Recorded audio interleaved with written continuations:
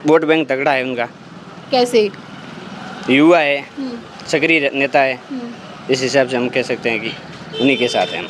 टक्कर तो कांटे की रहेगी, हेमाराम जी रहेंगे तो। सिंह भाटी और अपने हेमाराम जी के बीच। तो यहाँ से जीत के जाने के बाद गुड़ामालानी की तरफ मुंह भी मोड़ कर नहीं देखा है। कैलाश चौधरी का इतना विरोध क्यों है? विरोध नहीं है, अब जो वो तो स्थानीय मुद्दा है, कोई किसी का है, कोई विरोध वाली बात कुछ नहीं तो है। बात बीजेपी को वोट देंगे वो कैलाश चौधरी को ही देंगे, ऐसा कुछ नहीं है। जैसे रविंद्र सिंह भाटी को वोट देंगे तो रविंद्र सिंह भाटी भी बीजेपी में भले होने वाले बंदा है। वो यहाँ पे क्या है, रोजगार नहीं है बिल्कुल भी। कैसा रोजगार नहीं है? क्या है मतलब मुख्य युवाओं मुद्दे? के लिए रोजगार नहीं है, गवर्नमेंट का हॉस्पिटल है, वहाँ पर डॉक्टर नहीं है। डॉक्टर नमस्कार, आप देख रहे हैं द खटक में आप सभी के साथ ममता। लोकसभा चुनाव की यात्रा करते हुए द खटक की जो टीम है वो गुड़ामालानी में पहुंच चुकी है। गुड़ामालानी एक विधानसभा है और बाड़मेर जैसलमेर लोकसभा क्षेत्र में आती है। यहाँ पर हमारे साथ युवा मौजूद है। गुड़ामालानी की जनता, गुड़ामालानी के युवा लोग किसकी तरफ रुझान रखते हैं, यहाँ पर चुनाव का जो माहौल है वो किस तरह से बनने वाला है, उनसे बात करेंगे। क्या नाम है आपका? अशोक कुमार। अशोक जी, क्या लगता है, चुनाव आ रहे हैं, लोकसभा के नज़दीक है, बीजेपी ने कैलाश चौधरी को टिकट दी है और कांग्रेस ने अभी तक प्रत्याशी घोषित नहीं किया है, क्या लगता है माहौल क्या बनेगा? माल तो लगभग प्रत्यक्ष यदि बीजेपी का कैलाश चौधरी के अलावा होता तो अच्छा रहता, और भी मेरे ख्याल से।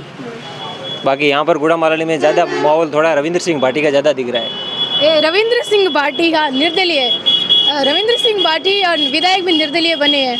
क्या लगता है इस बार निर्दलीय मैदान में उतरते हैं तो बेड़ा पार हो जाएगा उनका? जरूर हो जाएगा। कैसे होगा?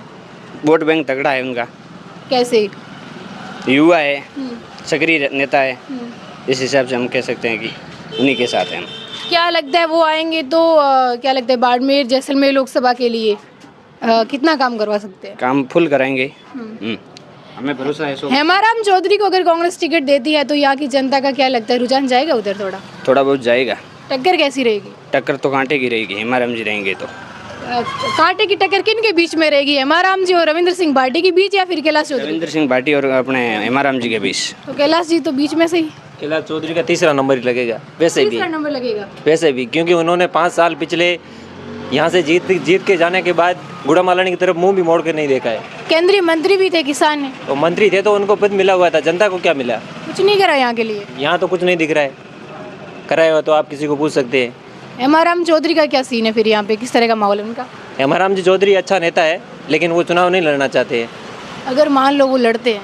लड़ेंगे भी नहीं, ये लड़ते हैं तो नेता अच्छा है, कोई दिक्कत नहीं है। कोई दिक्कत नहीं है। लेकिन कैलाश चौधरी से हेमाराम भी ठीक है। तो ये है कि अगर लड़ते हैं तो रविंद्र सिंह भाटी और हेमाराम चौधरी के बीच में टक्कर हो सकती है, लेकिन कैलाश चौधरी नहीं दे सकते। नहीं, बिल्कुल भी नहीं। ये पक्की बात है। श्योर। कैलाश चौधरी का इतना विरोध क्यों है? कैलाश चौधरी का इतना विरोध क्यों है? विरोध नहीं है, अब जो वो तो स्थानीय मुद्दा है, कोई किसी का है, कोई विरोध वाली बात कुछ नहीं है। तो बाकी उनको टिकट मिल गई है तो क्या लगता है? बीजेपी को वोट देंगे वो कैलाश चौधरी को ही देंगे, ऐसा कुछ नहीं है। जैसे रविंद्र सिंह भाटी को वोट देंगे तो रविंद्र सिंह भाटी भी बीजेपी में भले होने वाले बंदा है, वो भी कोई कांग्रेस का नहीं है।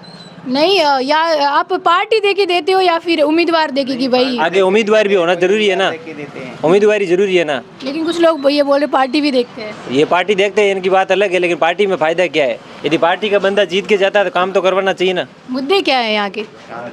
यहाँ पे क्या है, रोजगार नहीं है बिल्कुल भी। कैसा रोजगार नहीं है? क्या है मतलब मुख्य युवाओं मुद्दे? के लिए रोजगार नहीं है, गवर्नमेंट का हॉस्पिटल है, वहाँ पर डॉक्टर नहीं है, डॉक्टर है तो दवाई नहीं है। तो इन सब मुद्दों को सुलझाने के लिए आपको क्या लगता है कौन आना चाहिए? रविंद्र सिंह भाटी? युवा आना चाहिए। युवा रविंद्र सिंह है और रविंद्र सिंह ही काम करवा सकते हैं, बाकी ऐसा कोई नेता नहीं है।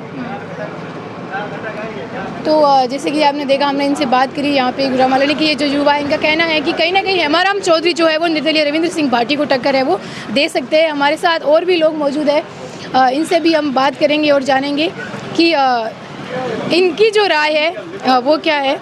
इनसे बात करते हैं। सर बताइए, लोकसभा चुनाव आ रहे हैं, गुड़ामालानी ये विधानसभा है और बाड़मेर जैसलमेर लोकसभा में आता है, क्या माहौल रहेगा? माहौल तो देखो अभी मोदी जी की सरकार, मोदी जी की सभी योजनाओं देखते हुए गुड़ामालानी और बाड़मेर जैसलमेर विधानसभा क्षेत्र में जो कैलाश जी को टिकट दी है, कार्यकर्ताओं और जनताओं में थोड़ी नाराजगी भी है, क्योंकि उनको लेकर के नाराजगी है कि कैलाश तेरी खैर नहीं, मोदी से तो बैर नहीं। ये तो जनता नारा दे सकती है, क्योंकि हम तो क्या कारण रहा है फिर, जनता नारा क्यों दे रही है? नारा तो कैलाश जी को खुद को पता है। उन्होंने खुद ने कहा था बाड़मेर के अंदर कि जो मेरी गलती हुई आदरणीय मोदी जी को उसकी सज़ा न दे। हाँ, उन्होंने बोला कि मेरी गलती की सजा आप मोदी जी को मत देना। बिल्कुल सही उन्होंने कहा था। उनकी तो गलती उन्होंने गलती करी क्यों फिर? गलती की कि उनको पता था कि मोदी जी के नाम पर वोट आएंगे और मोदी जी के नाम पर वोट आए थे। उन्होंने 5 साल यहाँ बाड़मेर और गुड़ामालानी विधानसभा क्षेत्र में 1 रुपये का काम नहीं करवाया। 115 ग्राम पंचायत है, 1 रुपया संसद कोटे से उन्होंने उनको फंड नहीं दिया।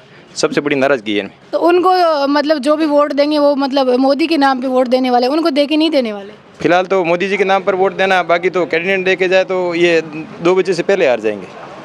2 बजे से पहले हार जाएंगे? क्या कहना चाहोगे आप इस पर? क्या लगता है कैलाश जी के बारे में? कैलाश जी के बारे में तो ठीक ही लागे। क्या तो ये है हमारे बताइए सर आप। हाँ बताइए सर। पार्टी को टिकट देना चाहिए किसी महानुभव आदमी को। महानुभव कौन है यहाँ पे? यहाँ पे महानुभव तो बहुत नेता हैं बीजेपी में। नाम बताओ। यहाँ की जनता किस महानुभव को लाना चाहती है? रविंद्र सिंह भाटी को। इनके लिए महानुभव है यहाँ की जनता के लिए? हाँ क्यों नहीं है?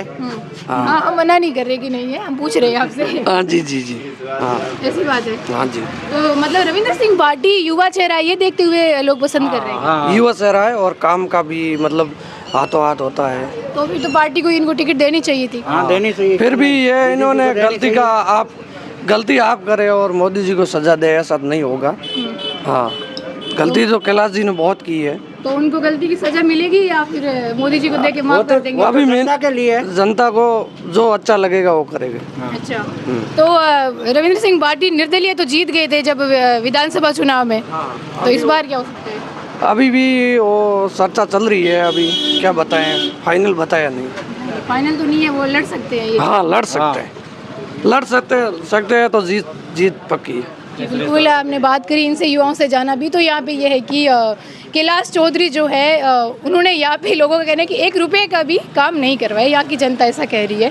वहीं जो है कि वो मोदी के नाम पर वोट मांग रहे हैं। तो वहीं हेमाराम चौधरी का कहीं नाम आ रहा है, तो वो रविंद्र सिंह भाटी और हेमाराम चौधरी के बीच में टक्कर हो सकती है अगर हेमाराम चौधरी को कांग्रेस टिकट देती है। तो आगे के अपडेट के लिए बने रहिए हमारे साथ। शुक्रिया।